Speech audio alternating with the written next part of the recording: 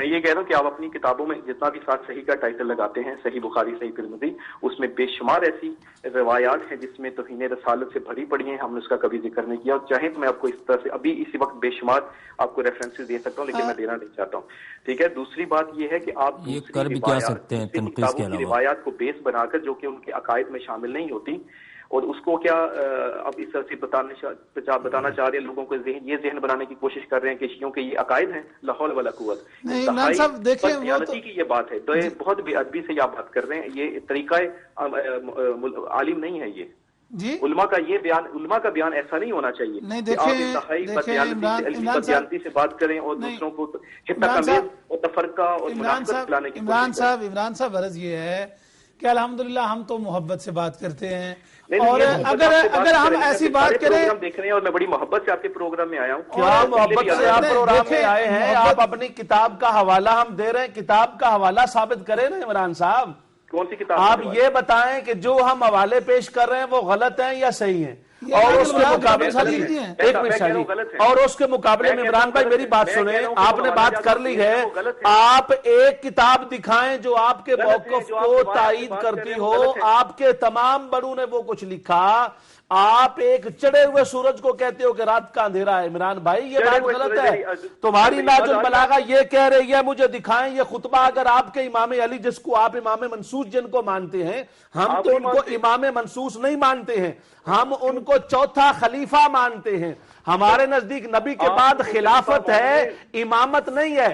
تمہارے پاس نبی کے بعد آگے ہونا ہے، ہمارے پاس نبی کے بعد میں ہونا ہے. نبی سب سے آگے ہے، یہ تمہارا اور ہمارا فرق ہے.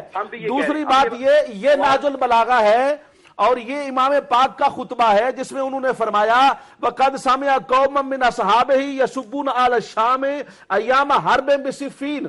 صفین کے موقع پر جب امام علی رضی اللہ تعالیٰ عنہ کو پتا چلا کہ لوگ برا بھلا کہتے ہیں جناب حضرت امیر معاویہ کو، تو انہوں نے فرمایا انی اکرہ لکم، میں یہ بات ناپسند کرتا ہوں، I dislike it. تمہارا حضور امیر معاویہ رضی اللہ تعالی عنہ اور ان کے اعوان و انصار اور ان کے مصاحبین کے لیے غلط بات کرنا اور برا بھلا کہنا، میں انی اکرہ. یہ آپ کی کتاب اگر نہیں ہے تو ہم اپنی ساری بات واپس لیتے ہیں. میرے پاس یہ ناج البلاغہ ہے، اس کا مجھے خطبہ نمبر بتا دیں. یہ خطبہ نمبر 204 ہے میرے پاس، اور یہ ناج البلاغہ ہے، اور یہ چھپی ہے مطبوعہ بیروت اور لبنان سے. اگر یہ کتاب آپ کی نہ ہو تو آپ کی ساری باتیں ٹھیک اور ہماری ساری باتیں غلط. اور اگر آپ کی یہ کتاب ہے اور آپ میں ایمان کا ذرہ برابر ہے، آپ ہمیں دیانت کی بات سمجھاتے ہیں، تو آپ حق کو مانیں. حضور مولا کائنات کے فرمان کے ساتھ دھوکہ کرنا علمی دیانت نہیں ہے، ان کی بات کو ماننا علمی دیانت ہے. ہم آپ کو بتائیں اگر یہ خطبہ غلط ثابت، میں آپ کو چیلنج کر رہا ہوں، سوال نہیں کر رہا ہوں، میں آپ کو چیلنج کر رہا ہوں، اگر یہ خطبہ نہ ہو تو پھر سارے کا سارا میں غلط. اور اگر یہ خطبہ امام کا ہو اور ناج البلاغہ میں ہو تو آپ کو غیرت دینی کا ثبوت دینا چاہیے. حضور مولا کائنات کے فرمان کو مان کر پکی اور سچی توبہ کرنی چاہیے. آپ کے الفاظ جو ہیں وہ انتہائی جو ہے وہ عالمانہ گفتگو جو ہیں کو کیا مطلب ہوا؟ جو ہیں کا مطلب ہی کوئی نہیں ہے. آپ کے ابھی وہ آئے انہوں نے حضور مولا کائنات کی تعظیم نہیں کی. یہ تمہاری انوار نعمانیہ ہے. انوار نعمانیہ میں تم کیا کہتے ہو؟ انوار نعمانیہ کے اندر تمہارا یہ سبائیہ کا عقیدہ کیا لکھا ہے؟ تمہارا یہ لکھا ہے کہ علی انت الہ. آپ کا عقیدہ، آپ علی کو اللہ مانتے ہو، حضور علی کو اللہ مانتے ہو، یہ تمہاری انوار نعمانیہ. حضور کو، حضرت علی کو اللہ ماننے والا تمہارے ساتھ بحث کون کرے گا؟ تمہارے پاس علمی دیانت کیا ہے؟ تم تو قرآن کو تم نہیں مانتے، حدیث کو تم نہیں مانتے، اپنے امام علی کو تم نہیں مانتے. امام نے جس کے پیچھے 25 سال نمازیں پڑھی اس کو معاذ اللہ تم غدار کہتے ہو، استغفر اللہ، فتنہ پرور کہتے ہو، استغفر اللہ، اور پھر معاذ اللہ کافر کہتے ہو، اور کہتے ہو 3 صحابہ کے سوا باقی کافر ہو گئے. اتنا جھوٹا مذہب، اتنا غیر حقیقی مذہب اور اتنا دین سے دور مذہب دنیا جہان میں پیدا نہیں ہوا. ہر عیسائی مانتا ہے کہ سارے کے سارے صحابہ کامل الایمان تھے. یہودی مانتا ہے، عیسائی مانتا ہے، ہندو مانتا ہے، سکھ مانتا ہے، بدھ مت مانتا ہے. دنیا کا کوئی انسان نہیں کہتا محمد مصطفیٰ کو سارے چھوڑ گئے تھے، صرف تم کہتے ہو. اور یہ آپ کی کتابوں میں لکھے، ہم نہیں کہتے. یہ تم نے لکھا علی الہ ہے. تم نے خود کہا علی الہ ہے، یہ تمہاری منتہی الاعمال میرے پاس موجود ہے، اس میں تم نے کیا لکھا؟ اس میں تمہارا منتہی الاعمال والا خود کہتا ہے تاریخ چہاردہ معصوم میں کہ جناب کی 4 صاحبزادیاں تھیں، اور تم ببانگے دول ٹی وی پر جھوٹ بولتے ہو کہ صاحبزادیاں نہیں تھیں۔ یہ کیا لکھا ہے؟ مجھے دکھائیں، آپ 3 دن سے سوال کر رہے ہیں۔ یہ اگر آپ کی منتہی الاعمال نہیں ہے تو میں آج اپنے سارے الفاظ واپس لیتا ہوں۔ یہ لکھا ہے احوال و اولاد امجاد حضرت رسول، یہ کیا لکھا ہے؟ اور یہ لکھا ہے در قرب الاسناد آد حضرت جعفر صادق روایت شدہ است از برائے رسول خدا، کہ رسول خدا کے لیے آج خدیجہ متولد شدند، حضرت خدیجہ سے پیدا ہوئے کون؟ طاہر، قاسم، فاطمہ، ام کلثوم، رقیہ و زینب۔ یہ سارے 4 صاحبزادیوں کا ذکر کیا گیا ہے۔ آپ کے امام جعفر صادق جن کو آپ امام منصوص مانتے ہیں، ہم منصوص نہیں مانتے، ہم نبی کے بعد مانتے ہیں، یہ تمہاری کتاب میں لکھا ہوا ہے اور تم خود کہتے ہو اور یہ سمجھتے ہو۔ یہ تمہاری سب سے بڑی اصول بخاری کے درجے کی کتاب ہے جس کے اندر تم نے خود کہا ہے اور یہ تم کہتے ہو معاذ اللہ استغفر اللہ آدم علیہ السلام حریص تھے، آدم علیہ السلام لالچی تھے، یہ تم نے خود لکھا اور پھر خود لکھ کے تو تم پھر خود کہتے ہو جی ہمارا مذہب سچا ہے۔ اگر یہ تمہاری کتاب نہیں ہے کلینی کی تمہاری ہمارے بخاری کی جگہ پر تو ہماری بات غلط ہے، اور اگر آپ علمی دیانت سمجھتے ہو تو توبہ کرو، پکی توبہ کرو اور لکھو کہ ان لوگوں نے غلط لکھا ہے۔ کشف الاسرار والے سے لے کر جس نے ابو بکر صدیق عمر فاروق کے کفر کو لکھا ہے، تمہیں پکی توبہ کرنی چاہیے۔ تم نے علی کے اماموں کو کافر لکھا ہے، تم نے علی کے مقتداؤں کو کافر لکھا ہے، تم نے حضور مولا کائنات کے رہنماؤں کو اور ان کے جن کے وہ وزیر بنے ان کو تم نے کافر مرتد لکھ کے استغفر اللہ ثم استغفر اللہ اپنی جہنم خریدی ہے۔ ماشاءاللہ اسی بات کے پیش نظر جو انہوں نے کی اور وہ یہ تھی کہ یہ جتنی باتیں بھی انہوں نے کی ہیں مسلسل، ان باتوں کے اندر سب سے بڑی بات یہ ہے، یہ لکھتے ہیں آیات القلوب کے اندر انہوں نے لکھا ہے کہ حضرت آدم علیہ السلام کو اور جناب حوا علیہ السلام کو جنت سے اس لیے نکالا گیا پس شمارا پائیں می فرستم از جوار خود و بر شما می فرستم خواری خود را پس نظر کردن بسوء ایشاں بدیدائے حسد۔